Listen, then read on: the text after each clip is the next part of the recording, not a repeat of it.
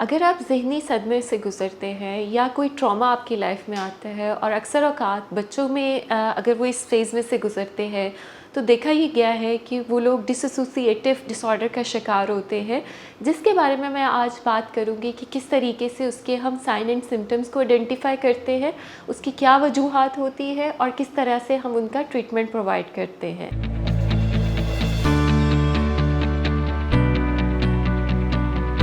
मेरा नाम आमना इफ्तिखार है और मैं एक माहिर नफ्सियात हूँ। जब हम साइकोलॉजी की बात करते हैं तो आमतौर पर हम स्ट्रेस, एंजाइटी, डिप्रेशन की बात करते हैं और बहुत सारे ऐसे नफ्सियाती अवारिज़ होते हैं जिनके बारे में अवेयरनेस नहीं होती, लोगों को अंदाज़ा नहीं होता कि वो कितने जो है वो सीरियस मेंटल हेल्थ कंडीशंस होती हैं। जिनमें से एक डिसऑर्डर होता है जिसको डिसोसिएटिव डिसऑर्डर बोलते हैं। अब इसके साइन एंड सिम्टम्स की अगर मैं बात करूँ तो उसमें अक्सर औक़ात लोग जो है वो मेमोरी इश्यूज़ का शिकार हो जाते हैं, उनको तशवीश होती है या उनकी जो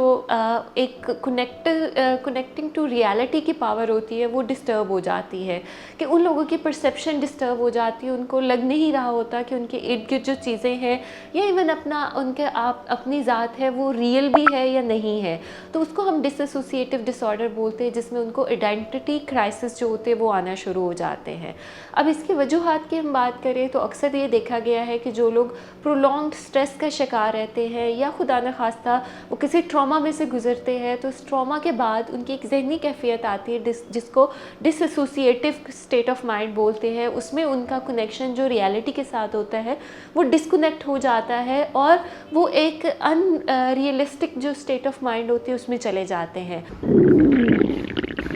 लगता है बाजार के खाने बहुत खाते हो। जी डॉक्टर साहब, मैं ये मेडिसिन प्रिस्क्राइब कर रहा हूँ, वो आप ले लेना। अब कोई भी मसला हो तो मरहम से डॉक्टर की ऑनलाइन कंसल्टेशन बुक करो, क्योंकि डॉक्टर से बात होगी अब घर पर। अक्सर औक़ात ये देखा गया है कि इन लोगों के जो मेमोरी इश्यूज़ होते हैं वो बहुत ज़्यादा होते हैं।